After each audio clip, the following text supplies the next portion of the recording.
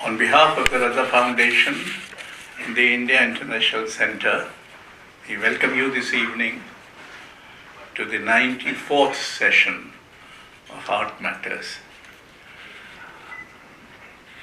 There are in fact very heavy rains, and in spite of that, we are very grateful that some of you have managed to be here.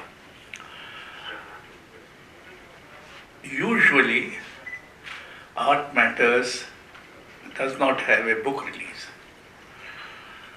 But these are unusual times, anyway. And here is a book on Banaras by Vertul Singh, who seemed to have become a city book writer. He did once a book on Bhopal, now on Banaras, and I don't know what is the next one. And Banaras, as you know, occupies a very interesting, perhaps central place in the geography of Indian tradition, in the geography of Indian religion, metaphysics, intellect, ideas, performing arts, literature, etc. A friend of mine had once written a poem on Banaras, which said that Banaras is half in the myth, half in history. It is supposed to be one of the ancient cities of the world, and yet it is, I'm told now, a very modern city. I haven't had the good luck of watching the disastrous dimension it seemed to have assumed of late.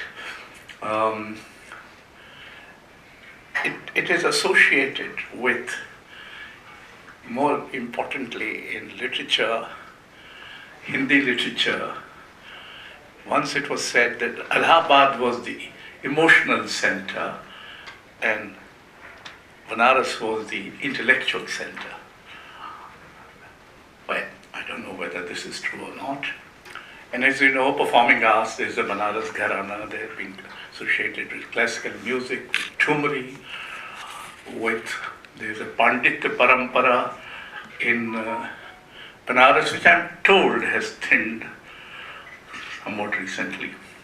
So, and there was a time when no Indian intellectual in the traditional times could claim to be a proper intellectual unless he has proved himself in Banaras.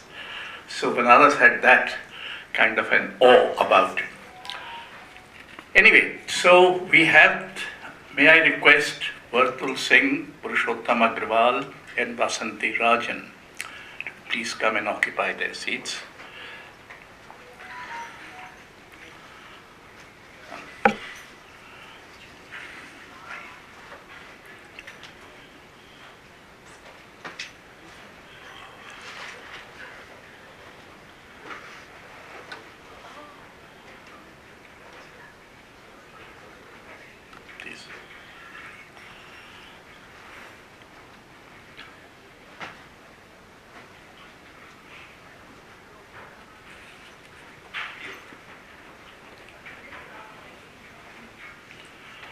Now, Vertul Singh has been a part of our family, larger family. I have known him for so long that I don't even remember what all he has done, because I don't think it's necessary. It's enough to know him. But anyway, he had done a book on Bhopal, and that was the first time that I suspected that he had some kind of a writerly instinct, which, though he is the son of a illustrious writer father, but be that as may. So he has done this book, A Journey into the Heart of the City. So may I ask him first to tell us what is this book all about, because it's a rather thick book and most people here have not read it. I had read it in manuscript, so I know it, but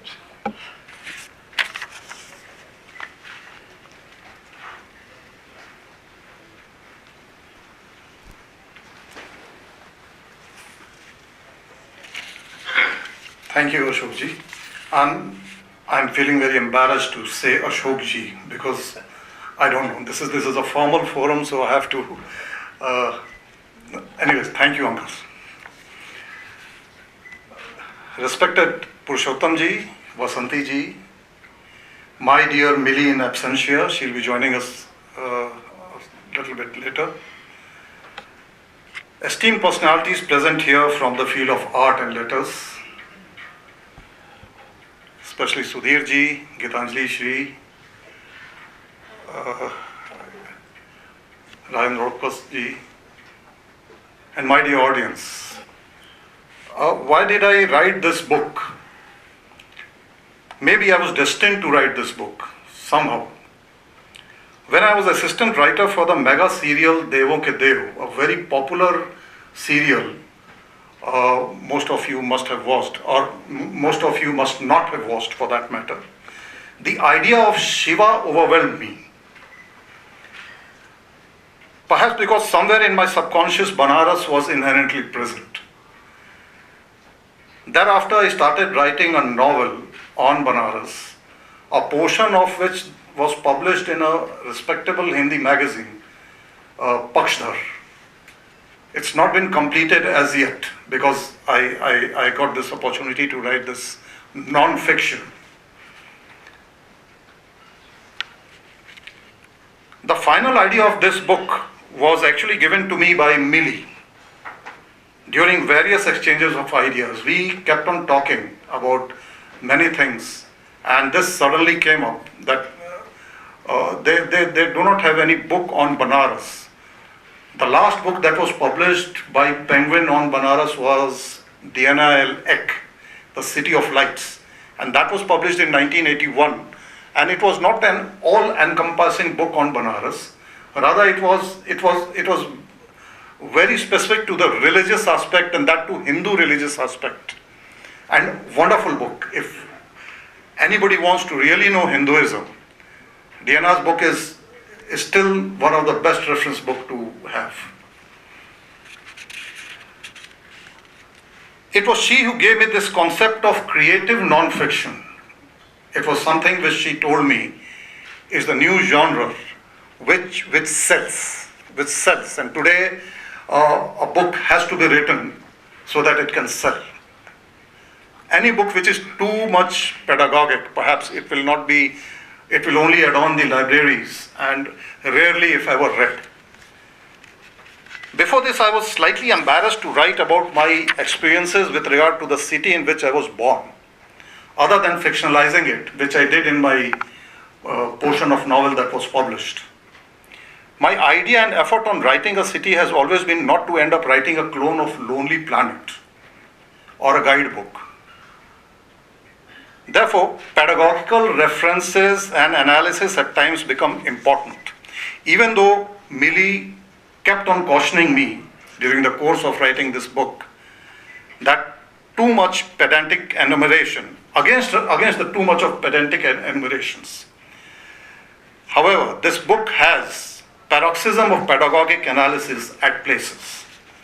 Secondly, the current narrative of Banaras is disproportionately focused only on the last 300 years, or maybe 350 years. I use this word disproportionately because I have been discussing with people about, and even people from Banaras, they have just no idea what Banaras was 300 years back. And if they do, it was more of a mythological and Puranic than the real history and real documented history, so to say. As Salman Rushdie often says, that past always has many things to show to the present. Even though Banaras has a history of 3,000 years, over a period of time we have been seeing and understanding Banaras in a very insular and parochial way, overlooking its multi-dimensional aspects. Readers through this book will come to know that Banaras has a real throbbing, rich and unique history. और अगर आप और गौर से इसको देखें तो फैज को coat अगर हम करें तो ये गायब भी है, हाजिर भी, मंजर भी है, नाजिर भी. Shering and Twain, two another great writers who have written about Banaras, Shering in particular, M.S. Shering. After they wrote about Banaras and the cliched statement of older than history, Mark Twain's, the interest in ancient city has seen humongous rise. It evinced the curiosity for the wonder that was Kashi. Further, with the rise of Marathas, Banaras gained enough critical mass, as Sandria Frette would say, to merit some serious attention. Anyone who wants to know about the rise, fall, and rise of Hinduism and about its Belle Epoque must read this book, because Banaras has been an incubator of the Sanatan Dharma whenever a religious crisis loomed over the subcontinent. Now, Sanatan Dharma has been a very highly debatable word of late. I have tried to define Sanatan Dharma, not in its very parochial context, but there is a full-fledged chapter here, Kashi, an incubator of Hinduism, as an incubator of Hinduism. One of the most difficult tasks that I faced, it was chaptering of the book. When I started writing, the texts and contexts of the city being a pilgrimage, political and cultural center, trading hub, its ancientness, and being the epicenter of three major religions, all overlapped. Banaras's art of crafting and subsuming religious and cultural ethos and seamlessly interweaving them became a sui generis of the present-day Sanatan Dharma. Since Banaras as a nucleus of faith for three great religions that have had their roots in Banaras, in the city, and which still govern half of the world, I had to decide as to what to do with the religious aspect of Banaras. Hence, I divided my book into 5 different chapters. The first one was, of course, the Sanatan Dharma, an incubator of Hinduism. There I have mentioned how the autochthonous and the vegetative divinities, they took shape, and how the agamic and the negamic religions and the outlook to life forged and formed a new religion. The second one is Yakshas and Nagas, a fable agreed upon. The third is dichotomy of Shaivism and Vaishnavism. Not many know that what we know, again, that 300-350 year mindset. We know that Banaras was first a Vaishnav city. Shiv arrived later. And if it was in the earlier form, he was in an aniconic form, and maybe in a different form worshipped by the aboriginals. Banaras has seen a long period during which social processes developed and social structures evolved. A sort of what the historians called a longue durée. I had to closely knit the early settlement with the geographical layout. As the sacred geography overlaps the history of the region, a separate chapter, Rajghat, palimpsest of mankind, has granular details on history, as well as the interpretations of seals, sealings, and artifacts. Excellent analysis by Dr. Vasudev Saran Agrawal in his article The Study of Rajghat Seals, and by Dr. Moti Chand in his Kashi Ka Itihas, shaped my understanding about the highly complex history of Banaras, which still has some blind spots that require further studies and deliberations. The chapter Alluring Allusions on the various names of the city also has many intermingling of Puranic and mythological history. But let me assure the readers that I have tried my level best to be quite lucid and logical in the narration of these aspects. They are actually very complex, and to separate the grain from the chaff, it requires study, and to present it to the readers who probably will not like to go into too much details about the complexities of evolving religion in city like Banaras. In the chapter Art at Heart, the early 20th century cultural churning has been pieced together I consider myself lucky that I have a relatively, if not solid, a relative good background of Hindi literature. Banaras figure most prominently in the vast corpus of Hindi literature. Tomorrow is Hindi Divas. And Banaras has been the center of the development for Nagari script. And the study of change over time, especially changes to language. On Hindi, it had a profound impact of the political developments of the times. From its lanes and bylanes, it was the sanctuary of the discourse with global claims, as Dr. Sudhir Chand has mentioned. I have mentioned in my book the great debate between Sylvain Levy, the French Indologist, and Devki Nandan Khatri on the ease of writing Hindi. Vis-a-vis Hindi in Devanagari, vis-a-vis in Roman. Of course, Sylvain Levy was of the view that Hindi could be more effortlessly written in the Roman script. The Bhatkande Palushkar refinement and raising the Indian classical music from the allegedly reprehensible alterations made by the Muslim musicians and the Tawaiffs in particular also happened in Banaras. The first meeting that Bhatkande took on this was 1960 in Baroda. The second was in Banaras in 1919. Beginning Bhartendu, all artists and writers have fused the themes, cults, and forms of the Banarsi organic ingredients and constituents. The phrase Purvi Ang is not just limited to music. To me, it is a synadeki, again using Dr. Sudhir Chand's word, revealing an entire corpus of the Banarsi culture. It can, not related to this, but I just wanted to mention this, that the different, very extreme connect of Banaras. It can only happen in Banaras that at Assi Ghat you can eat an authentic margarita baked on a charcoal-fired clay oven, listening to Fausto Papati's The Shadow of Your Smile. And who runs that? It's run by an Italian student. God has been imagined and imaged in this city in thousands of different forms. Most of them have autochthonous and folk origins with their matrikas and other vegetative divinities. This is what Max Muller calls cathonotheism, worship of one god with many gods. Even the transposition of place or of tirthas in the subcontinent is very common in Banaras.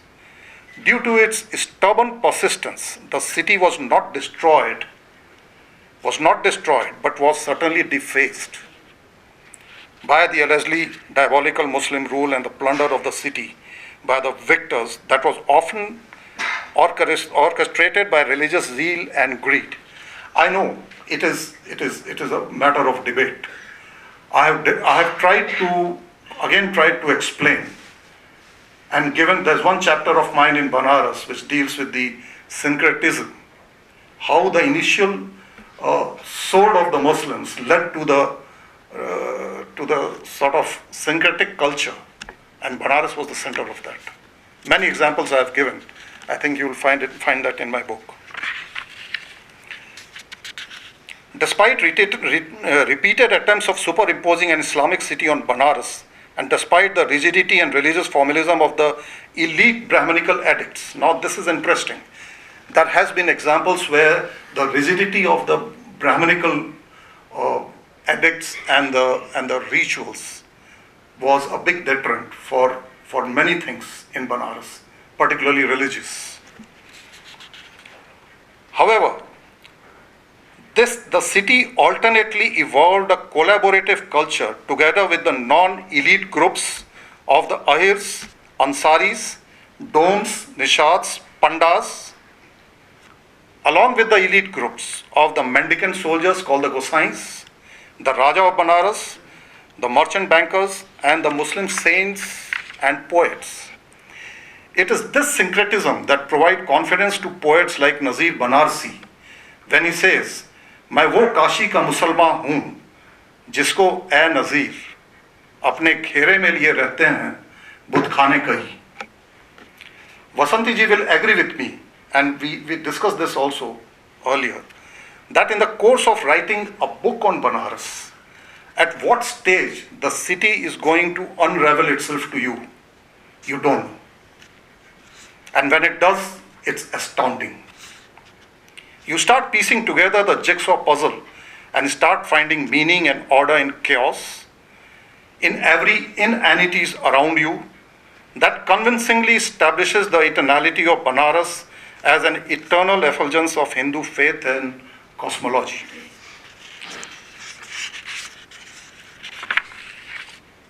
A common man becomes voluble when it comes to describing Banaras. Come to think of it, when a poet writes on Banaras, it comes forth as Nawai Sarosh, the voice of angels.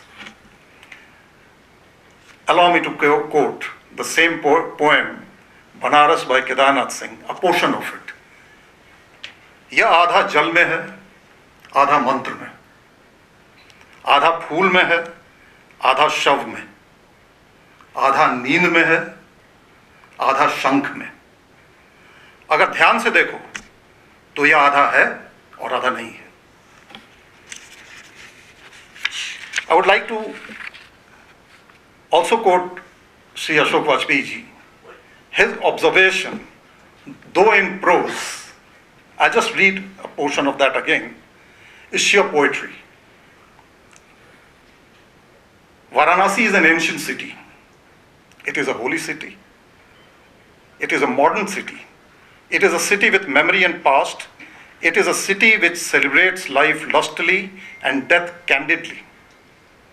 It is a mythical city, it is a historical city, it is a city which exists half in myth, half in history, a city of intellect and ideas, of debates and dialogues, a city of spirituality and meditation, a city of great temples and shrines, a city of prayers, hymns and adoration, a city of many religions, but prominently of Hinduism, a Sanatan city of music, dance, theatre and poetry, a city which sings nocturnally and wails through the day. A city where poetry, philosophy and politics have been coming together and falling apart. A city of joy and jubilation, equally of sadness and isolation. A city where purity and impurities jostle for space and mark the human condition. A city which weaves time, plays and frolics with eternity. This actually succinctly also describes my book. Lastly, I offer my gratitude to the Raza Foundation and especially Sri Ashok Vajpayee ji, the managing trustee. In the last 6 decades now, Ashok ji, the Tsar of culture, has been active with the same zest and enthusiasm that I witnessed for the first time 4 decades back in Bhopal as a teenager. My sincere thanks to the IIC. I think I have lived up to its motto of where ideas grow and converge. It was here that during the course of writing this book, I have had meaningful discussions with Ashok ji, Vasanthi ji, Professor Sudhir Chand, Gitanjali ji, and many other close friends from Banaras. My sincere thanks to Purushottam ji, Vasanthi ji, who readily agreed to accept to be a part of forum. Purushottam ji, I don't know whether you remember this or not, but you have played a very important role in developing my interest in history. That was again 1986-87 when you visited Bhopal and you presented me with a book, Modern History by Sumit Sarkar. Thank you. And I said that you... Yes. It's 86, 87, yeah. Vasanthi ji has been very closely associated with this book of mine, especially her insights on the weavers of Banaras. And well, how can I leave my pantheon of goddesses? I don't see any of them here, from Penguin. Milee Ashwarya, Akanksha, Rinjini, Rachna, and of course the divinity principal of all of them, chief deity, Milee Ashwarya. Again, she is not here. Please accept my gratitude. Thank you, dear audience, for being here. Thank you very much.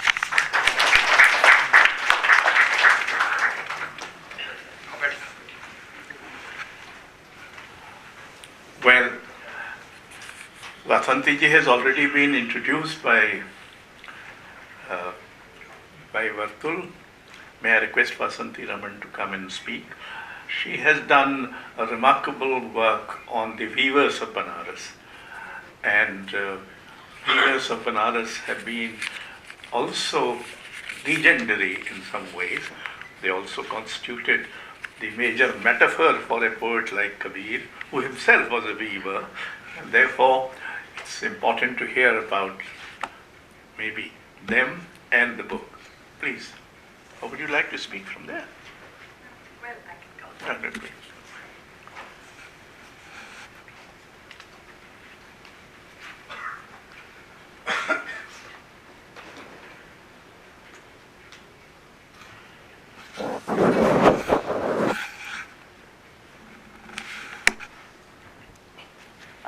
Thank you very much, Ashokji, and the Raza Foundation and the Penguin publishers and Vertul, of course, for inviting me to be part of this discussion.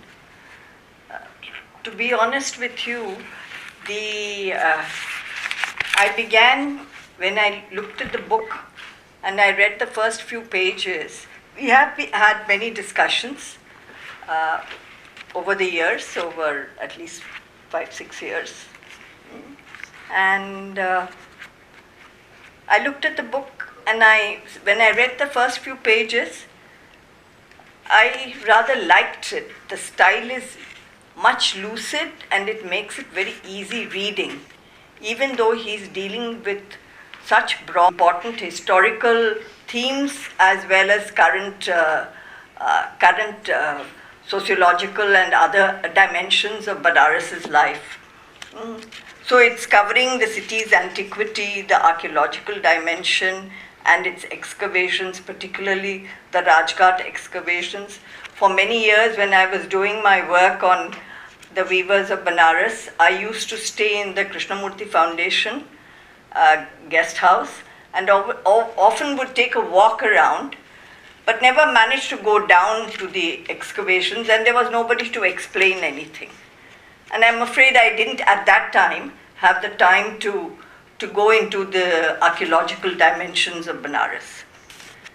So in a sense, what Vertul has done, he has managed to very skillfully draw on so much of literature, published literature, and his memories and his own experiences in Banaras, well-known books both in Hindi and English as well as the Sanskrit sources.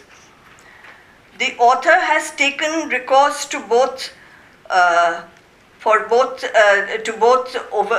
overlapping mythological and historical geographies, often drawing firm conclusions is a difficult and complex task.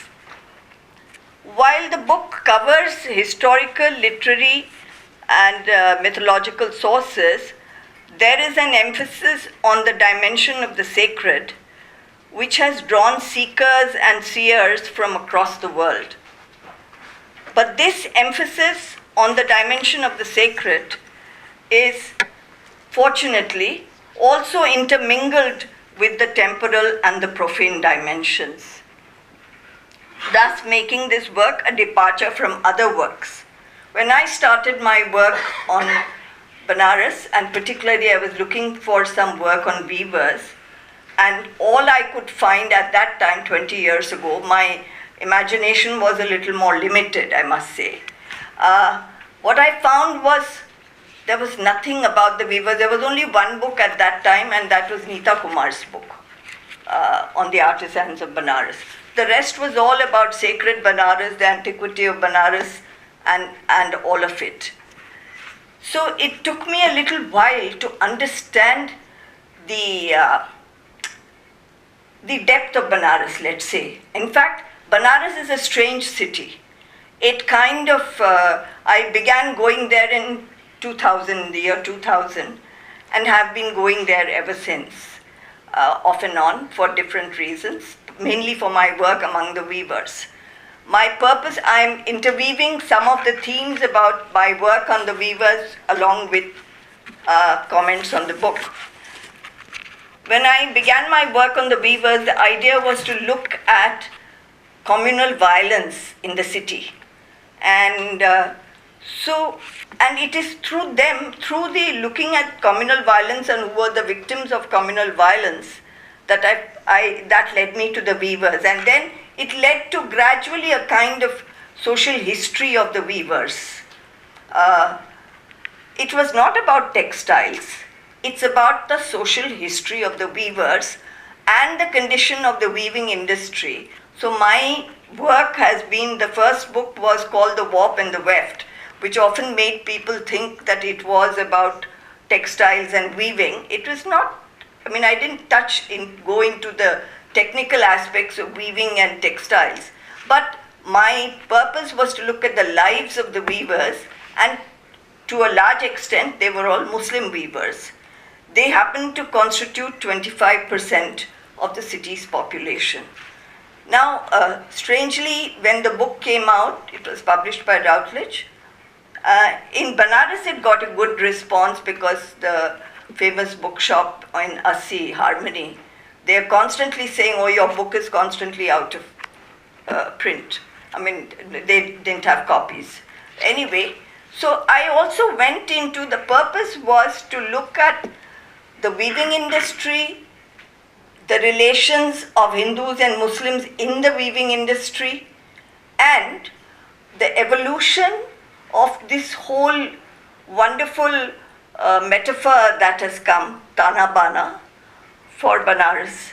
And the Tana Bana was not just about the weaves. Of course, it had a material base, but it was also, certainly for the Muslims, I would say, it was also a question of keeping this going, because most of the Muslims were dependent for their finances. They were, the financiers were Hindu mercantile castes, and the Muslims were the weavers. That was the, but now you have, over the years, you have a lot of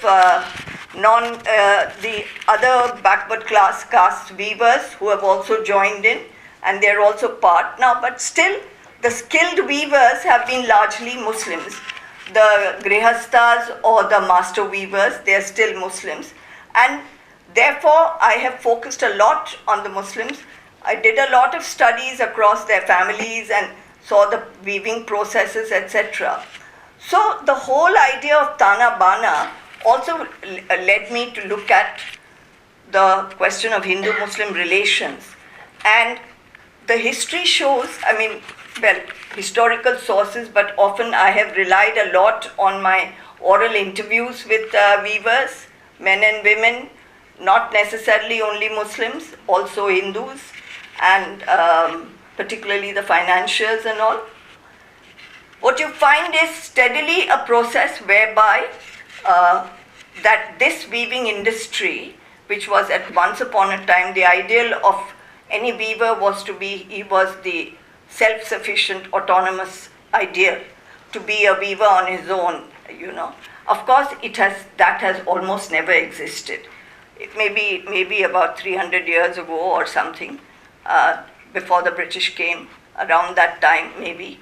But slowly the process whereby, a process where they were dispossessed, where they have right now, for example, the city of Banaras is no longer the city of handlooms, it's a city of power looms. So my second edition of the book really talks about the power looms of the city. But the important thing was, it was a cottage industry which was mainly based on family labor. The processes, the macro processes that happened over the last 20 years and more, it started in the mid-80s. Slowly what happened was an assault on the artisanal industry as a whole, whether it's handlooms or power looms. Anyway, so now the point is, I was trying to assess this period, and of course I must add that in the last 10 years, the whole demonetization and the GST has virtually almost finished the weaving industry as a whole, more or less. Anyway, I don't want to take too much time because Purushottam ji is there and a lot of discussions on I'm sure questions also. The basic point I would like to say is that historically Tana Bana and the whole Ganga Jamuna Tehzeeb that's there, one of the important contributors of it have been the weavers.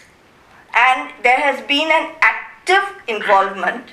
This is when I was writing an article for a book, and I said, how do I look at the weavers, their historical contribution? Their historical contribution has been one of weaving of social cohesion and weaving of social harmony. And this they have done in so many different ways that even at points of extreme tension when the 91 riots were taking place, what is interesting is this culture that we talk about in Banaras, which is kind of live and let live culture. There in Madanpura, in the border, what was then called the border area, one side Muslims, the other side Hindus, there was death in the neighborhood in the Muslim families, and the lady had to be taken out, the janaza had to be taken out, and strangely, that not so strangely given Banaras, which is what I realized so much later over the years, that the flowers for that janaza came from the pujas that were offered to the Hindu gods and goddesses, and the janaza went out. So in a sense, the person who related this whole incident to me, she says, she was a Hindu journalist, and she said, well, you know, after all we are neighbors. Now, it was said rather pragmatically. Perhaps the ghettos in the mind still existed, but at the same time, these kind of incidents that kind of told you that yes, this culture still existed. The other thing was during Holi and such occasions, there was songs, groups of singers would sing Kamsa, which was 5 lines of a kind of musical form, and they went to the Hindu areas to be able to invite them. And this was supported even by the government in various ways, but unfortunately, slowly when a certain outlook changed, these didn't happen anymore. My book has been mainly based on the work of the Muslims in contributing to this whole thing of Tana Bana, in contributing to this wonderful multifaceted, multivalent and historical city. And I must say my work has largely depended, it is really the voices of the Muslim weavers that have come in, and a Hindi edition of the book is also due to come out soon, and it's called Mijaz-e Banaras, Banaras ke Bunkar. So anyway, I'll stop with this, but I want to make 2 methodological points with regard to Vertul's book, and that is, one is that yes, I think, well, Hinduism is central. What I liked, one point that I liked is, he mentions at some point, a significant point that he makes is the importance of emphasizing the arrival of the Aryans in the Gangetic Plains, as it is closely linked with the advent of classical Hinduism and its scriptures. The later Vedic Aryans initiated a hierarchical setup that was to become part of all the rituals and ceremonies in Hinduism, and Banaras was its hub. So in a sense, these are important historical insights which one would like to be developed further. The other question that obsessed many of the scholars as well as people, the racial purity question became very important between the Aryas and the Anaryas.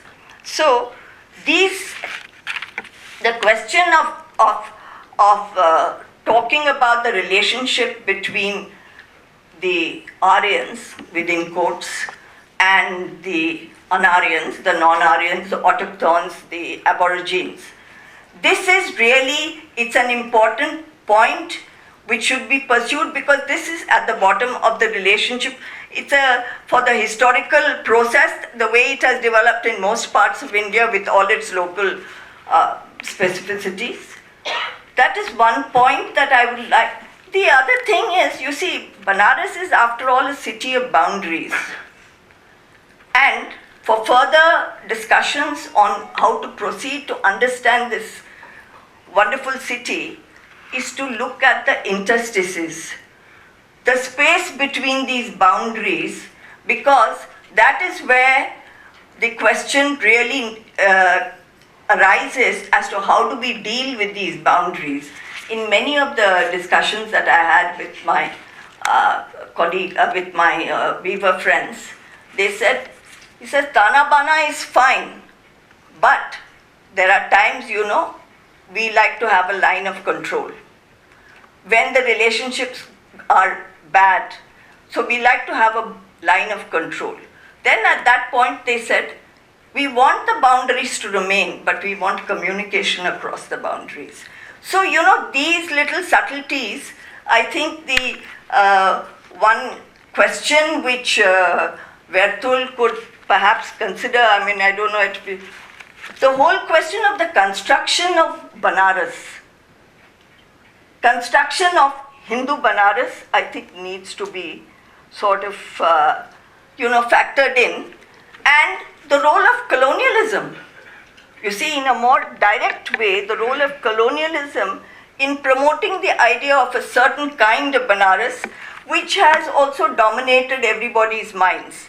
So it would be, while your book is a starting point, because you accept all these processes, but somewhere along the way, maybe that could be, it's just a suggestion. I enjoyed reading the book, and I would like to say that yes, the book will do very well, and this is one of the better books in the sense that it has gone outside that singular reality of Hindu sacred Banaras and timeless Banaras.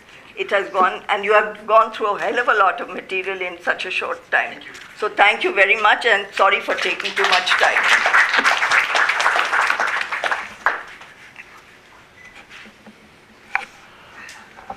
Now Purushottam Agrawal, who is a well-known scholar and a writer and a friend and an academic, and he has done an outstanding work on Kabir, who, as you know, belonged to Banaras and who left Banaras or Maghar to die there rather than in Banaras.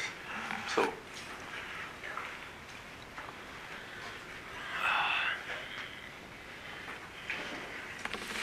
Thank you, Vajpayee ji. So first of all, let me congratulate Vertul for this comprehensive and thought-provoking book. And let me start where Vajpayee ji left. Kabir, of course, left Banaras to die in Maghar, but then he lamented also. He lamented, he cursed himself for leaving Banaras.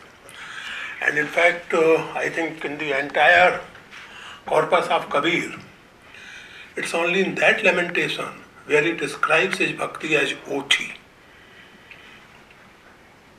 Kasi maghar sam kar jani, ochi bhagati kaise utre pari. So this is in a sense Mahima of Banaras. apart from being, as I have described in my book, that for Kabir Banaras was not a guarantee of par utarna. It was not merely a holy city. Like every one of us, Banaras was the city of childhood. For Kabir, Banaras was the city of romance, city of suffering and whatnot. So Banaras to Kabir would be probably what Gwalior would be to me. But apart from that, the statement that I equated Maghar with Banaras is such a stupidity that I think in the entire works by Kabir, there is no place where he considers his bhakti inferior or kind of, ochi. So that is the Mahima of Banaras. Banaras indeed is really a fascinating and strange city. It is famous for scholarship, religious as well as secular. It is famous for arts, literature, and last but not least, it is also famous for thuggery. This is very important. Banarsi thug, and also for aristocratic lifestyle. In Hindi idiom, or in fact I should say Indian idiom, Kashi ka Pandit, Banarasi Babu and Banarsi thug. Kashi or Banaras in all these expressions indicates a certain kind of benchmark in that field. It's a benchmark. Being a Pandit, as great a scholar as a Kashi ka Pandit. I mean, it was in Kashi and Vertul. I was really surprised that, if I missed, please correct me, that in your book, a very important work by Pandit Baldev Upadhyay, Kashi ki Panditya Parampara, does not find mention. It is a great work. And it came to my mind at the moment because it is in Kashi ki Panditya Parampara that Pandit Baldev Upadhyay recounts that famous encounter of Dayanand Saraswati with Tara Charan Bhattacharya, Tara Charan Tarkvasis, who actually forced Dayanand to keep quiet. He could not counter his arguments. So that is, that is Banaras for us. Many books have been written about Banaras, but I would like to call this book a kind of Sthal Purana of Banaras. Vertul has used this expression, has mentioned this expression, it comes from tradition. And we have Sthal Purans. Some of them are part of the standard Puranas, for example, Puran about Reva, that is Narmada and adjoining areas and other places. Then we also have local Purans or local Sthal Purans. For example, my own city, Gwalior, is associated variously with Gala Rishi, with Gwalpa, and it is called Gopachal. It has its own Sthal Puran, which, like all such Purans, is part history and part mythological memory, I would call it. So this is, and incidentally, Raja Rao, the novel by Raja Rao, Kantapura, Raja Rao describes it as a Sthal Purana of Kantapura. So this book, to my mind, is a Sthal Purana of Banaras, and it gives an insight into the historical development of Banaras from primarily a trade city to a place of religious significance. Vertul has rightly pointed out that initially, in fact, he starts with underlining the fact that geographically speaking, the spread of Banaras is not circular, it's linear, which is rather unusual for a proper Tirth Sthan.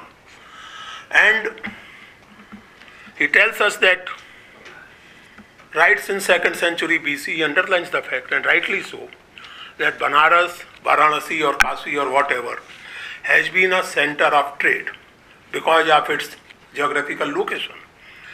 And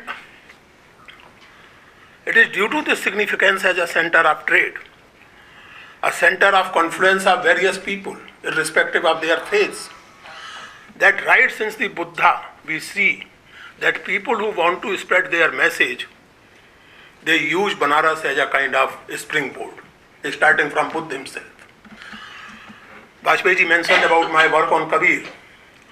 My work or anybody's work on Kabir would not be possible but for the Dadu Panthi sadhus who lived in Banaras, who listened from the various singers and put the oral tradition of Kabir into writing way back in 16th and 17th centuries.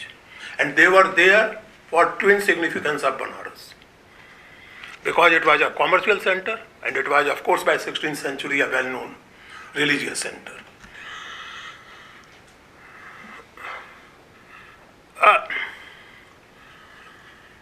And what really kind of captures the spirit of this book and the nature of Banaras, or in fact I would say, following Jawaharlal Nehru, the very nature and characteristic of Indian civilization. The chapter to Rajghat has been given the subtitle, The Palimpsest of Mankind. And let me remind you that the metaphor used by Jawaharlal Nehru for Indian tradition was not Mahamanav Samudra, used by Tagore and more famous. The metaphor used by Jawaharlal Nehru for Indian tradition or Indian culture was the palimpsest, and he explains it. That's a palimpsest. Somebody wrote something on this, later on somebody else wrote something on this, later on somebody else wrote on something on it, and it went on for thousands of years, but no later writing could actually completely eliminate the first writing. So this continuity, and I like this, really I like this title for the second chapter, and that's why now I have some questions. As we were discussing over the phone today, I liked the honest confession, which is very difficult these days, but I liked this honest confession that, and I quote, I vividly recall a statement by Nobel laureate V.S. Naipaul, which was widely quoted by leading newspapers and magazines in the political developments of the 90s. Hindus have never gotten over the subjugation of over 1,000 years by alien religions. This is quotation by Naipaul, quoted by Vertul. And I continue with Vertul now. Then, of course, my left liberal leanings were hurt. But now when I read the scriptural details of my own religion, I realize author was not far from the truth. I am not one of those who would deny the authenticity of such statements. I do not believe in a golden Hindu-Muslim perpetual unity period before Britishers. I do not believe in that. Because if there was no conflict or no confrontations, Kabir would not need to say, "Aapas mein do ladat marate maram na kahu jana." Of course the conflicts were there. But do we realize, and when we talk of Banaras or of India as such, do we realize that the encounter with Hinduism, I mean it is generally said by progressives and reactionaries, quote unquote reactionaries and progressives both in their own way, that Islam impacted Hinduism a lot. Progressive would say that Hindus got the idea of equality from Islam. The conservatives or the reactionaries would say that Parda Pratha was introduced because of Muslims, and so on and so forth. Do we really reflect on the fact that how the interaction with Hinduism and other Indic religions transformed the Islam in South Asia? Do we realize that? I mean, if you visit other countries, or if you look at the history of other countries where Islam reached, and then you compare the Islamic ideas and practices with those of South Asian Islam, then you have a very different picture. I mean, it was not merely Hinduism which got impacted. I mean, in today's India, or even before, Jaisi would be declared a kafir and persecuted for making the statement, Sarag nakhat tan rova jitne vidna ke marag hain utne. I mean, this clearly contradicts the basic dogma of Islam. I have mentioned that. You have mentioned that. I am coming to that. The point is that this is how the Islam in South Asia got transformed. I mean, you have also mentioned the fact that in 19th century the word Sanatan Dharma was reused, and because people were feeling embarrassed with the word Hindu because of its Persian origin. I mean, I don't know. Upon feeling embarrassed like this, then first of all we will have to replace the word Baba with some Sanskrit word. Baba is also not of Sanskrit origin, it's of Turkish origin. And incidentally so is Bacha. So in fact this reflects the vibrancy of this peculiar encounter, which to my mind, to my limited knowledge of history, has no parallel in the history of the world. And therefore, I completely understand and in fact sympathize with a dissatisfaction with that kind of simplistic understanding of Hindu-Muslim unity or secularism or whatever. But to say, somewhere in your book you mention or you just comment probably casually that for a defeated people, defeated by Muslim army, the choice was either conversion or massacre. I quoted Kedarnath Sukul. Okay, but then the data provided by you is quite different. In fact, the data provided by you speaks quite differently. As a matter of fact, forget about the rulers like Akbar known for their liberalism or eclecticism. In fact, the finance minister of Alauddin Khilji was a Gujarati Baniya. Thakkar Feru. So the point I am trying to make is this, that to impose present over the past, either from a so-called progressive point of view or from a so-called conservative or reactionary point of view, is harmful not only for history but also for the present and also for future. While studying history, the autonomy of past must be respected. I mean, when Hali was lamenting कि अहले हिजाजी का वो बेड़ा आके गंगा के दहाने में डूबा, what was his lamentation? The purest Islam, the real Islam was submerged in Ganga. In other words, got transformed beyond the recognition. When Maulana Hasan Madnani, described as Sheikhul Pakistan by some people, was comparing Gandhi and Nehru with Akbar and Muttahida Qawmiyat with Deen Ilahi and Jinnah with Sheikh Ahmad Sar Hindi, what he was saying. So this is a constant problem, and particularly while writing about a city like Banaras, which represents, you rightly point out, because of its importance as a trade center, it was sort of destined to become a center of confluence of various kind of religious and philosophical traditions, be it Indic or be it traditions from outside. So, and in fact, these are very, you see, I have heard this from somebody, I do not know, Vajpayee would vouch for it. The story I have heard is this, that Mark Tully got the title of his famous book from J. Swaminathan. No full stops in India. Mark Tully was describing something, then there was something contradictory to that statement, there was this statement, then there was this statement. So as it is said, I don't know, Mark Tully was told by Swaminathan that, look sir, there are no full stops in India. And that I think that is the best description of the unique cultural experience called India. There are no full stops.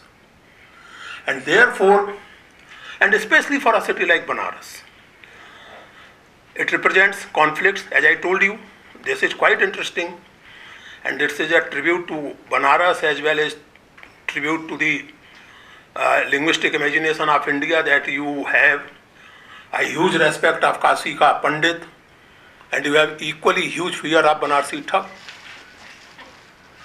because it represents the benchmark in both the areas. The point which we must never forget while talking about Banaras or about India as such, Raymond Schwab wrote a fascinating book, The Second Renaissance, in 1950, which was published in English only in 1984. In that, he points out that India had faced problems similar to our problems, but the method of solving was entirely different. I mean, in European history, you cannot imagine a Catholic king having a Protestant minister. You cannot imagine a Protestant king having a Catholic minister. Here you have a Muslim king having three of his most important ministers Hindu. Todarmal, Birbal and Mansingh. And so on and so forth. Kabir, contrary to the story circulated since late 18th century, was not born of a Brahmin widow. He was a Muslim weaver, pure and simple. And he was the disciple, or forced or tricked his guru to become his disciple. Ramanand, a supposedly conservative Brahmin. So this is the spirit of Banaras. I really thank you and appreciate your effort, because one, this book presents the history of Banaras and very minutely details the confluence of history and its mythification. That's why I call this book, with lot of appreciation, a veritable Sthal Purana of Banaras. Secondly, it has a very unique and pleasant personal touch. You have his first person voice, you have references or quotations from other literary figures and figures from art. He mentions in a very self-conscious or self-depreciating way his decadent feudal family and references from that. So the book has a very charming personal connect also. And one can talk a lot about these things, the issues which I have tried to point out. And in fact, as I already told you, one aspect missing from this book is a detailed survey of his scholars. Kasvi ki Panditya Parampara. I am pretty sure, though I am not very acquainted with that, that in so-called Islamic scholarship also, I am told by friends who know better, even in the tradition of Islamic scholarship also, Banaras enjoys a very important place. So, Sheikh Hazi. Yeah. So in that situation, in that case, it's really surprising that your book does not focus sufficiently, to my mind, on that particular part. The scholarship tradition. We must blame Milee for that. No, I will blame Milee. I am going to blame Milee for two more things. Two more things I am going to blame her. One, Milee, I am sorry for using this harsh expression. To publish such a book without index is almost criminal. Coming from a publisher like Penguin, I mean, this is a book full of so much of information, so much of proper names, so much of references, and there is no index. That's one. Secondly, the book is well printed, but I think the font could have been larger, having some consideration for people like me, who are having thick glasses already. So, anyway, I can, without any reservation or hesitation, can recommend this book to another point I would like to make here. You have quoted from Torah, and kind of teasing your reader, you point out that no, dear reader, these are not quotes from Quran. These are from the fifth and last book of the Torah, containing a second statement of the Mosaic law, where it is called Vagera Vagera. You see, the point is that the phenomenon which was described by Theodore Jaldin as prophetic revolution goes in history even earlier than Torah. It goes back to Zarathustra. And this is no time and occasion to go into that. But in fact, the whole people have argued, scholars have argued, that the whole idea of Devasur Sangram is basically a conflict between two branches of Aryans, one of them inclining towards monotheism, other towards traditional polytheism. So this goes even before that. And it's true. I mean, there is a certain emphasis on monotheism. There is a certain emphasis, or not certain emphasis, rather exclusive emphasis, that there is only one true God and one way to reach Him. Rest is either kufr, heresy, to be suppressed, or under circumstances to be tolerated. And that is why I repeat the point which I made in the beginning. That is why the evolution of a particular kind of Islam in South Asia is a phenomenon of global importance. A South Asian Islam which developed not through religious or scriptural discourses or scholarly discourses, but out of the poetic imaginations. Jaisi was a great scholar, of course, but he is not known as a scholar. He is recognized primarily as a poet. And Kabir was no scholar, we can be sure of that. Maybe he was literate, but certainly not a scholar. And these are the things which make the question of whether you are talking in context of Banaras or in context of entire Indian or South Asian experience, these are the things which make the analysis of Indian cultural experience a very urgent and formidable task. Because this is a situation,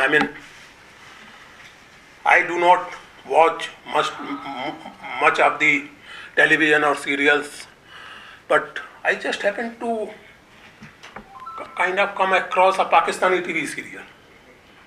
Now there is two ladies talking about a third lady. It's a Pakistani serial produced probably only 10 or 12 years ago. The lady A is telling lady B about lady C.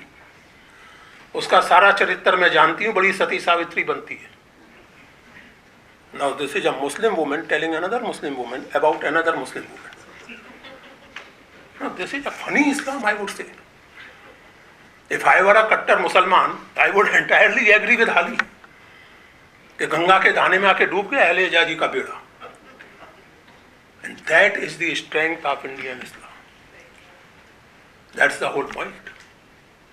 As Pandit Hajari Prasad Dwivedi, one of the greatest Banarasis, points out variously and at many places in his writing, शुद्धता केवल बात की बात है, जीवन में केवल अशुद्धता चलती है.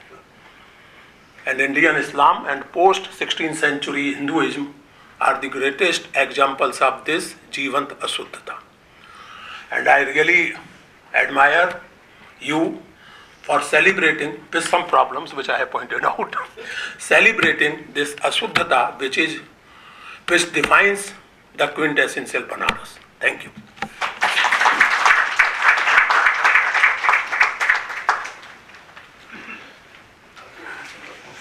Milee Ashwarya, would you like to say something, or I open it today?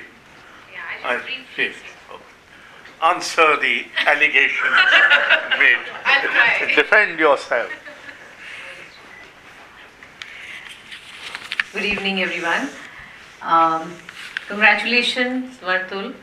And I'd like to begin just by thanking Ashok ji and all our panelists, Vasanthi and Professor Agrawal. I have not written a book on Banaras. I published a book on Banaras. And I just wanted to say a couple of things briefly, because I'm sure you guys have a lot of questions and thoughts from what our speakers already have spoken today. I really wanted to publish a new book on Banaras, and there were a couple of reasons for this.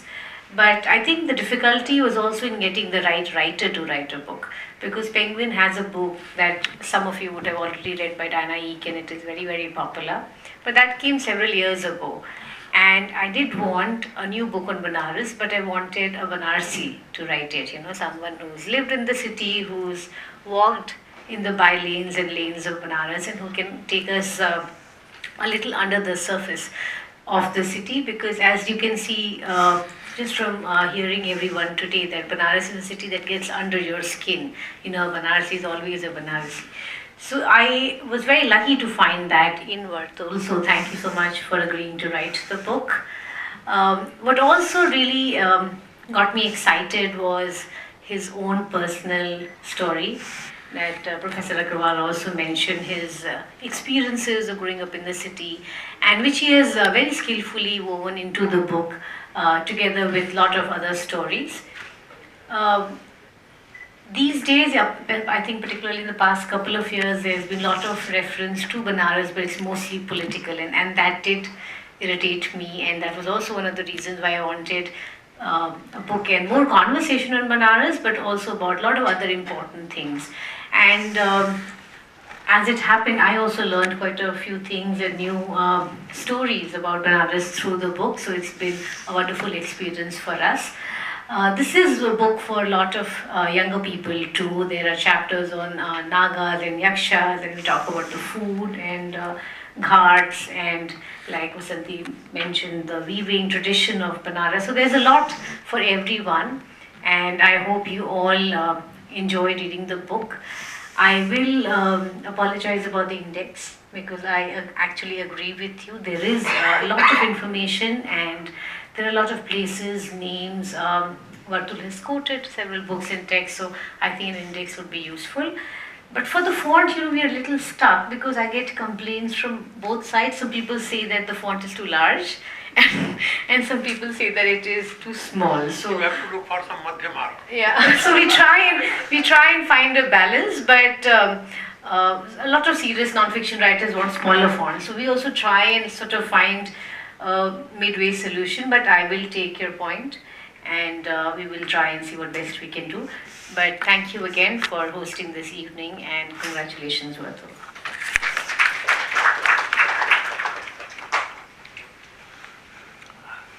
Well, we have some time for some brief comments or questions. आप तो हर बार ही पूछते हैं, थोड़ा देर से पहले और लोगों से पूछें. Yes. The first one is always difficult. So someone should take up the. Yeah, please. Go ahead. Wait for the mic. Yeah. Go ahead. बहुत ही छोटा सा सवाल है कि ब्राह्मण वहाँ के जो स्कॉलर्स हैं या ब्राह्मण हैं, वहाँ के पंडित जो हैं, क्योंकि there are ritualistic pandits also who perform different kinds of pujas and yajna, और जो वहाँ पे अपने अंतिम संस्कार के लिए जाते हैं, और ठग जो हैं, तो क्या वो एक ही भी हो सकते हैं? कई बार होते होंगे. देवी का नावल है.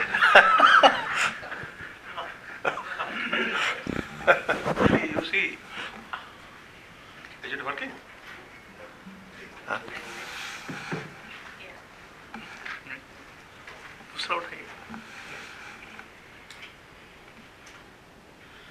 देखिए, आपने जो सवाल पूछा उसका एक जवाब तो ये है कि हिंदी में एक शब्द है ठग विद्या.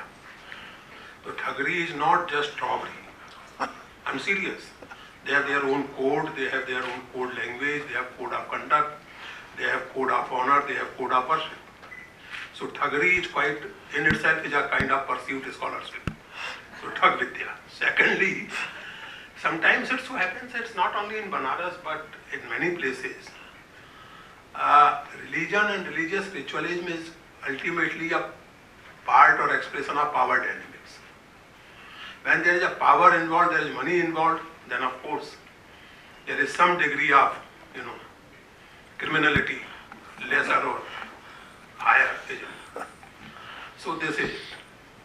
Yes, of course, ठग और स्कॉलर एक हो सकती हैं, मिलावट हो सकती है, कई स्कॉलर ठग होती हैं, कई ठग स्कॉलर होते हैं, तो वो तो हो सकता है. Yes. Now one question to the panel. The beauty of Banaras can only be visible when you come and start to live in a place like Noida, which is divided into sectors. There is no Assi Ghat, there is no Vishnath Mandir, there is no Chowk. You miss the wild abuses of Banaras and the Assi Ghat, where there used to be a poetry session which was sanitized with the onslaught of modernism because it got a lot of good publicity and bad publicity. My question to the writer is, you have seen the evolution of Kashi to Banaras to Varanasi, and now it is going to become some sort of a Kyoto if things go. So what are the things that you see moving in a direction which retains the ethos of Banaras, and what are the things that you think that Banaras should now let go when it ultimately becomes a Kyoto? थोड़ा सा syllabus के बाहर का सवाल है मेरे लिए. लेकिन yes, your first part, what are the ethos that remains? The ethos of Banaras that remains, I have already elaborated in my chapter on the living continuities. So, you may have read that. And that to me is the ethos, and that underlines the still. And I'm also, one thing that I pointed out is, despite everything, only the people can reclaim. Only the people can reclaim the ethos of Banaras, which they have done since centuries. So, whether Kyoto or whatever, I don't think there is the possibility in Banaras. I am pretty optimistic of that. Thank you. असल में जो आपने, मैं इस पर अपने इसमें भी कहने वाला था, इसलिए अब कह रहा हूँ, ये जो एम्बिशंस हैं कि बनारस को क्योटो बना दें, ये केवल पॉलिटिकल प्रॉब्लम नहीं है, ये हमारी डीप रूटेड कल्चरल डिफिडेंस का ही एक रूप है, जिसमें कि आपको वेद के सबसे बड़े स्कॉलर मैक्स मूलर लगते हैं, जिसमें कि आपको एक ऐसी ही किसी गोष्ठी में 4-5 साल पहले इसी हॉल में किन्हीं महिला ने कहा था, सेल्डन पोलॉक का जिक्र करते हुए, कि अब तो हमें संस्कृत सीखने कोलंबिया ही जाना पड़ेगा। मैंने कहा था कि हाँ, जाना तो पड़ेगा, लेकिन उसके पहले संभवतः पुणे और कलाडी में भी प्रयत्न किया जा सकता है। जाइएगा कोलंबिया, क्या कर सकते हैं। तो ये कल्चरल डिफिडेंस है कि क्योटो बना देंगे, फिर एक तरह का बहुत he really out of syllabus नहीं है, वर्तुल की तरह। It's almost an obscene act to think in terms of corridors, in terms of malls. This is basically an attempt to fundamentally distort, I would say, the experience of Tirth Yatra into, as it is called these days, religious tourism. So this is part of that. Kedarnath तक आपको 4 lane highway चाहिए, भले ही पहाड़ का सत्यानाश हो जाए, बनारस को आपको क्योटो बनाना है, ये सब उसी Yes, आप पूछिए।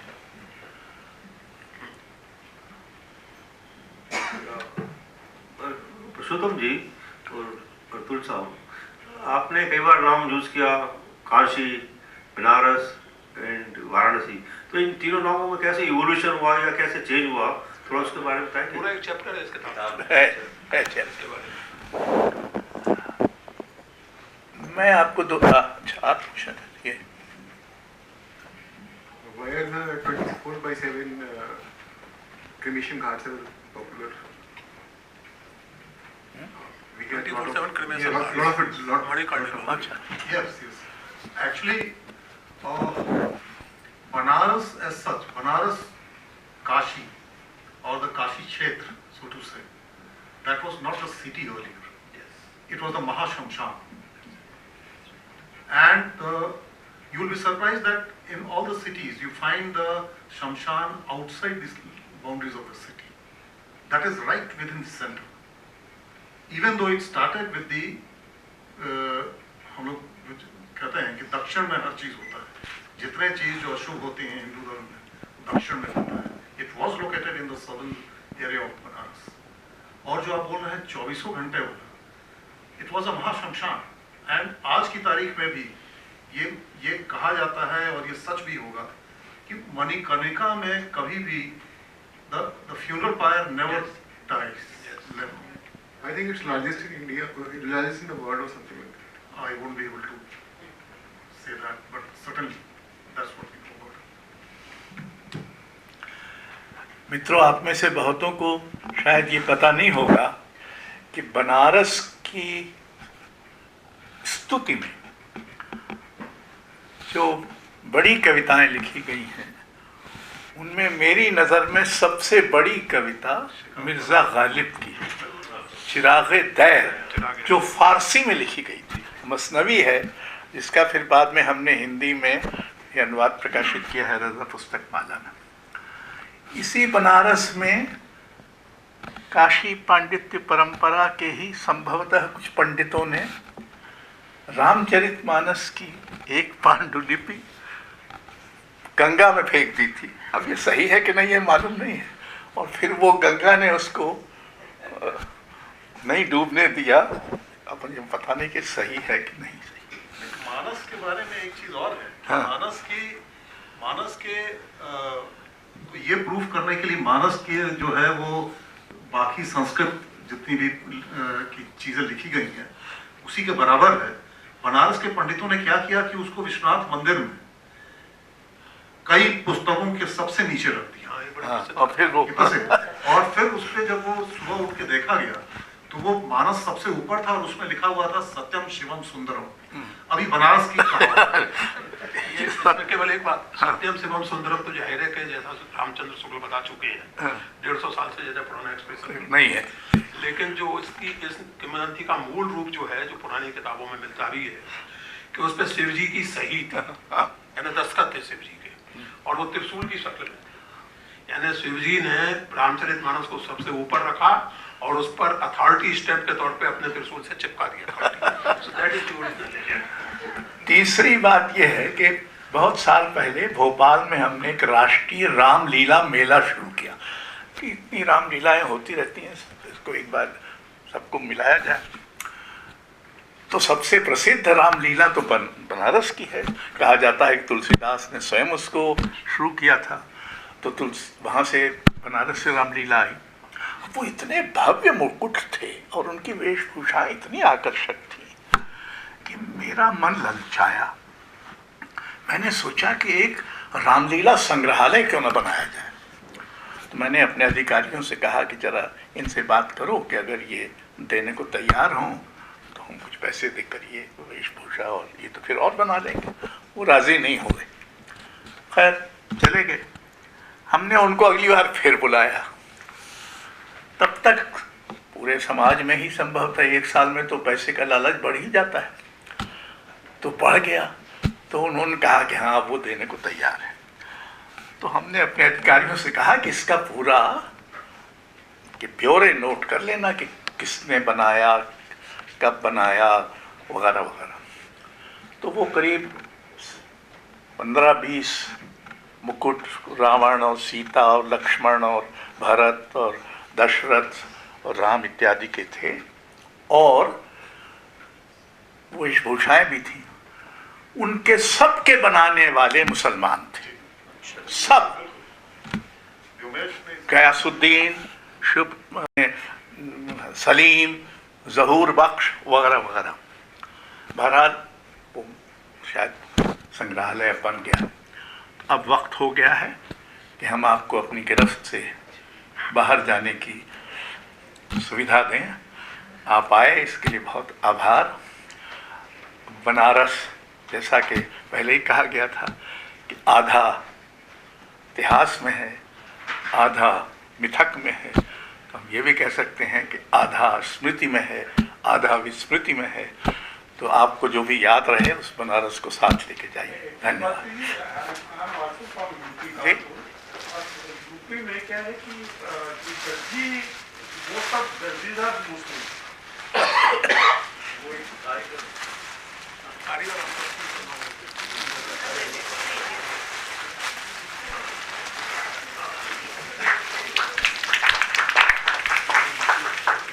आप देर से आई हैं फिर भी